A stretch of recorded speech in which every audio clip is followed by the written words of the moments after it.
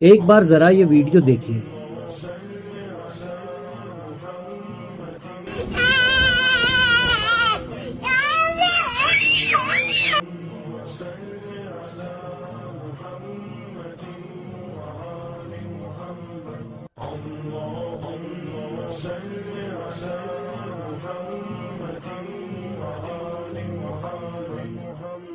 اب ایک بار یہ اعلان سنیے۔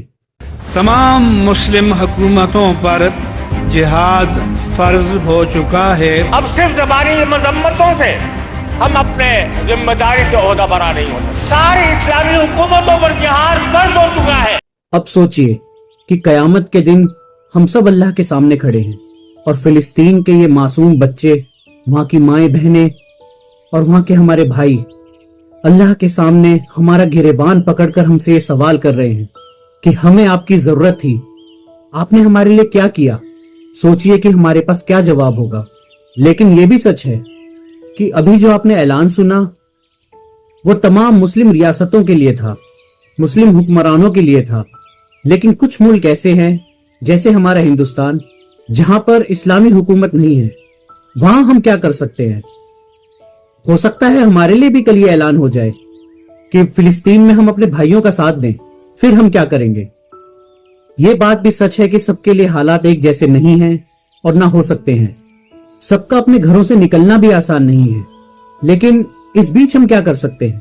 دوستوں، وقت آ گیا ہے کہ ہم بھی اپنا قیمتی وقت ضائع نہ کریں، کم سے کم اپنی جگہوں پر رہ کر ہم تہجد میں ضرور اٹھ کر دعا کریں، اپنے ان تمام بھائیوں کے لیے، ان معصوم بچوں کے لیے، اپنی ماں بہنوں کے لیے، کہ اللہ تعالیٰ ان کی تمام آفتیں دور فرمائے، تاکہ کل قیامت میں کم سے کم ہم منہ دکھانے کے لائق تو رہیں کہ یا اللہ ہم وہاں جانے کے قابل تو نہیں تھے، لیکن پھر بھی ہم نے اپنے بھائیوں کے لیے دعائیں کی، ہم ان کے لیے روئے، ہم بے بس تھے، لیکن ہم نے اپنی دعاؤں میں ان کو شامل رکھا، ہم نے دل میں محسوس کیا ان کا درد، تاکہ کچھ تو ہم سے جواب بن پڑے۔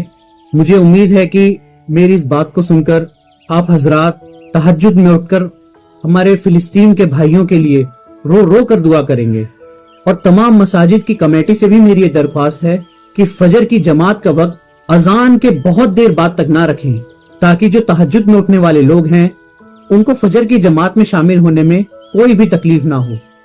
یہ وقت تہجد میں اٹھ کر دعائیں کرنے کا ہے، کیونکہ تہجد میں کی گئی دعا سیدھا نشانے پر لگتی ہے۔ اللہ اس وقت پہلے آسمان پر ہوتے ہیں، اور اس وقت اعلان کیا جاتا ہے کوئی مانگنے والا جسے میں دوں۔ تو میری سب سے درخواست ہے کہ آپ تہجد میں اٹھیں، اللہ تعالی ہمیں کہنے سننے سے زیادہ عمل کی توفیق عطا فرمائے، آمین۔